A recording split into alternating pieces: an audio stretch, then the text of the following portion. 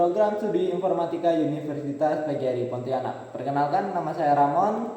Ini teman saya Zulfa Ariski dan teman saya satu lagi Riki Irwanto. Di sini kami akan mempresentasikan materi diskusi mengenai penegakan hukum Undang-Undang Informasi dan Transisi Elektronik atau UU ITE. Di Indonesia, perlu kita pahami bersama bahwa pengembangan teknologi informasi saat ini telah merevolusikan interaksi atau sosial dan memunculkan ruang cyber atau cyberspace sebagai wilayah baru yang sangat krusial.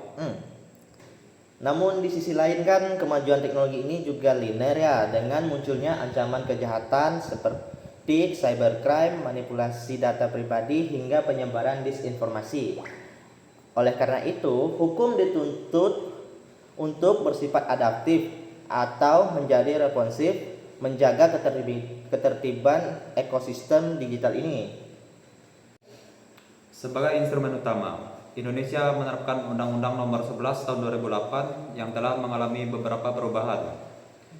Hingga yang terbaru adalah Undang-Undang Nomor 1 Tahun 2024. Diskusi kita kali ini akan membedah undang-undang tersebut dari sudut pandang konstitusi, kelembagaan, serta tantangan realisasinya dari kacamata informatika. Secara konseptual, UU ITE berkedudukan sebagai lex specialis atau hukum khusus terhadap Kitab Undang-Undang Hukum Pidana atau KUHP untuk pembuatan hukum di ruang elektronik. Landasan konstitusional ini berakar kuat pada pasal 1 ayat 3 Undang-Undang Dasar 1945 yang menegaskan bahwa sebagai negara hukum, serta pasal 28 yang mengatur keseimbangan antara hak berekspresi dan pembatasan demi kepentingan umum.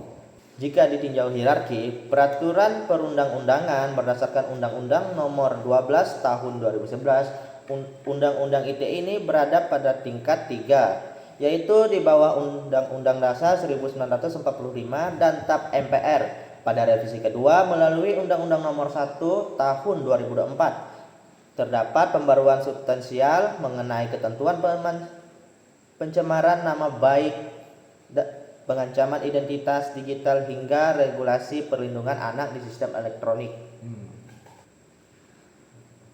Pembaruan tersebut memang krusial, namun kedudukan regulasi ini seringkali bergesekan dengan hak asasi manusia. Mahkamah Konstitusi bahkan telah mengeluarkan beberapa putusan penting untuk membatasi penafsiran pasal-pasal tertentu agar implementasinya di lapangan tidak mencederai hak konstitusi warga negara. Terkait eksekusi hukum, penegakan Undang-Undang UU ITE di Indonesia bersifat multi-institusi. Lembaga yang terlibat meliputi Kepolisian Republik Indonesia, khususnya Demokrat Tindak Pidana Cyber, Bareskrim selaku penyelidik utama, serta Kejaksaan Republik Indonesia yang menegakkan wewenang penuntutan.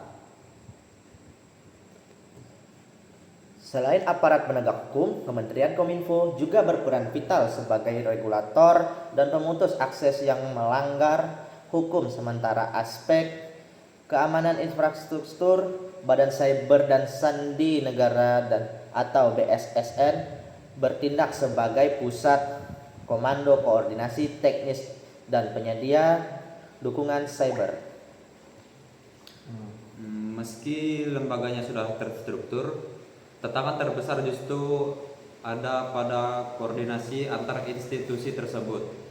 Selain itu, terdapat keterbatasan nyata pada kuantitas sumber daya manusia yang menguasai digital forensik serta infrastruktur teknologi untuk pembuatan alat bukti elektronik yang sah menurut pasal 5 Undang-Undang ITE. Berdasarkan analisis metode penelitian normatif dan sosiolegal yang kami lakukan dalam makalah, penegakan hukum UU ITE saat ini masih terjebak dalam ketegangan antara menjaga keamanan nasional dan melindungi kebebasan berpendapat di dunia digital.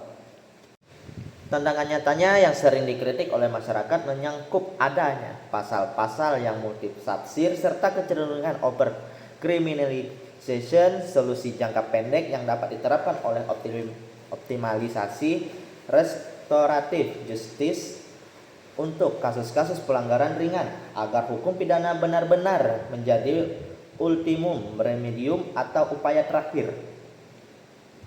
Untuk rekomendasi jangka panjang, pemerintah perlu menyusun undang-undang kejahatan cyber yang komprehensif dan terpisah dari tata kelola transaksi elektronik.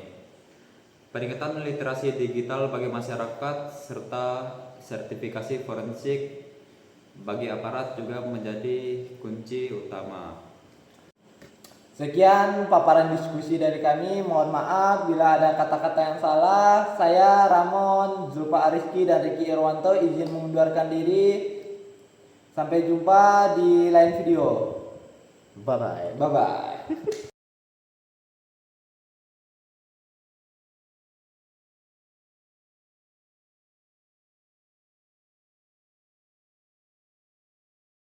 Oke, baiklah, sekian dari diskusi kami kali ini. Mohon maaf juga untuk diskusinya bila ada kata-kata yang salah.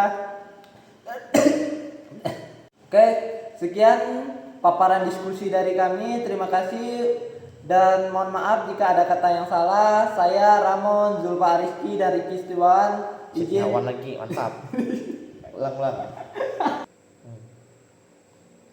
Dah.